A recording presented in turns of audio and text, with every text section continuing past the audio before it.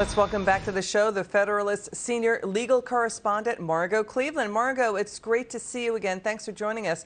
What was your reaction when you heard that 18 House Republicans sent a letter to Treasury Secretary Janet Yellen asking, why the White House did not include the wife of the former mayor of Moscow in sanctioning Putin's oligarchs? That's Elena Bacharina. She sent Hunter Biden $3.5 million for, quote, consulting fees. Great question about why that woman was not sanctioned. And I think it's great that the House is pushing them on this.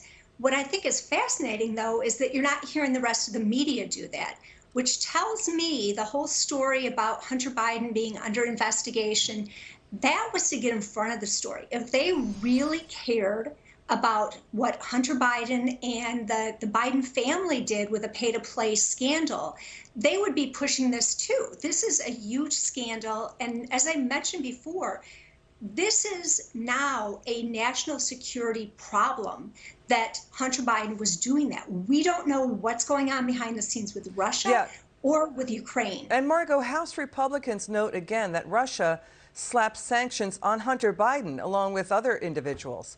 So why is Russia sanctioning Hunter Biden? That's a good question. I mean, it is related to the president, but what harm is that going to have for him? Is he business dealings going on in Russia? So just lots of questions that should be asked and should be answered. But instead, we're going to have the Easter Bunny hopping in front of Biden to protect him. It's funny. But, Margot, this other story, too, that the Justice Department is subpoenaing a ton of records in its probe into Hunter Biden over potential tax fraud and money laundering.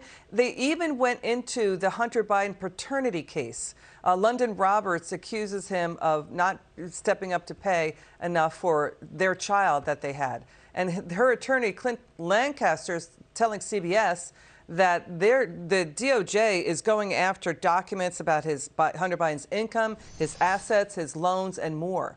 They're asking for a lot of stuff there, kitchen sinking it. What do you make of that?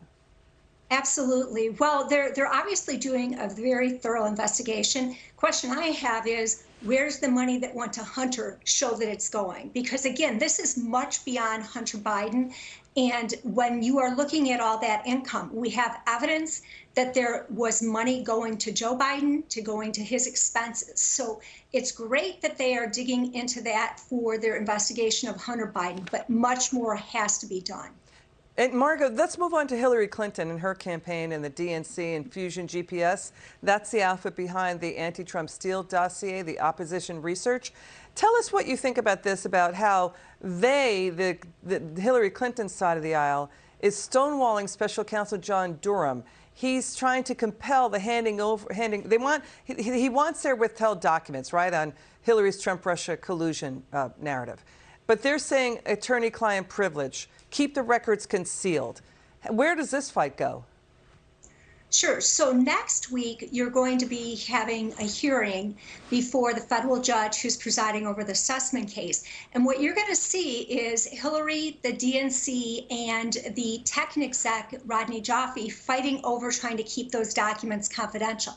What I think is fascinating is you had the FEC just come down and say there was probable cause that this was not legal expenses that the DNC and the Hillary Clinton campaign were doing. And they said, they punished them, they fined them in the 6 numbers, 6 digits.